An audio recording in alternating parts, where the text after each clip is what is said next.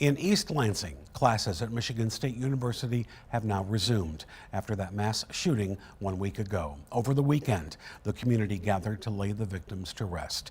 Funerals for 20-year-old Brian Frazier and 20-year-old Alexandria Verner were held Saturday morning, and a candlelight vigil was held for 19-year-old Ariel Anderson Saturday night. The university says her funeral is tomorrow. Hundreds gathered to pay their respects to those young lives lost, and more vigils are planned on Michigan State's campus this week. Sparrow Hospital has released an update on the students who were critically injured.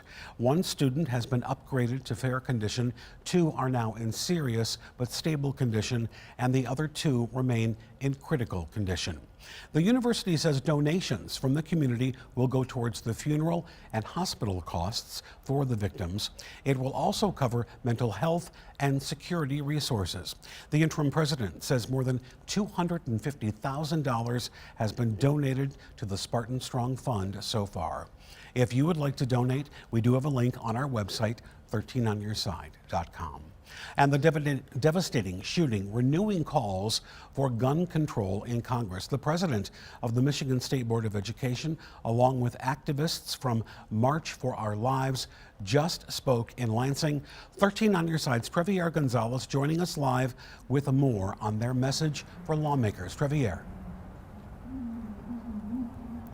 Hey Kirk, good afternoon. That message is still coming right now. We can see they're now taking questions from the press. We have people who are near and far. Some notable people is David Hogg, who you might remember from the Marjorie Stoneman Douglas shooting, as well as people from Oxford as well. Many people bringing up the message that this needs to stop. Something needs to happen. Now we do have some level of lawmakers who are here as well, and they're talking about what is currently in legislation being actively discussed. State lawmakers have responded to some of those calls for change. 11 bills have been introduced to the Senate and 14 to the State House. Now those particular ones address gun storage, red flag laws, mental health, as well as school safety. Now this is all ahead of a sit-in protest that's set to happen right here at the Capitol that is now within just 1 hour over here. And once again, this is associated with that particular organization, March for Our Lives. It's a big national movement, and so we can hear a lot more voices and probably a lot more speeches. That's something that our team will collectively be there and be ready to let you know how that happens. For now, live in Lansing, Trevier Gonzalez, 13 on Your Side.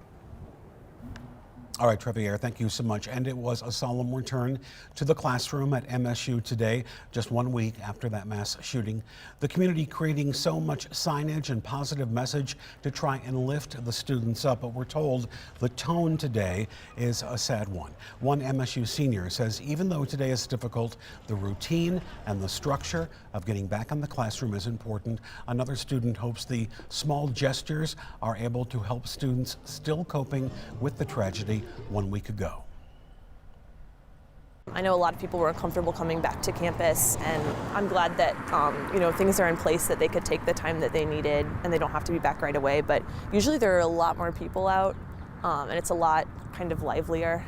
Just to see these kids here, a lot of them are miles and miles away from home. They don't have their parents and their siblings and their support systems here, and I just want them to know that, I love you like, my little sibling, and if you need support like that, I'm happy to give it. The university has since offered no credit options for all undergraduate courses. Remote learning or hybrid learning is offered on a case-by-case basis. The hope of university administration is that resuming classes will be able to bring some sense of normalcy to MSU.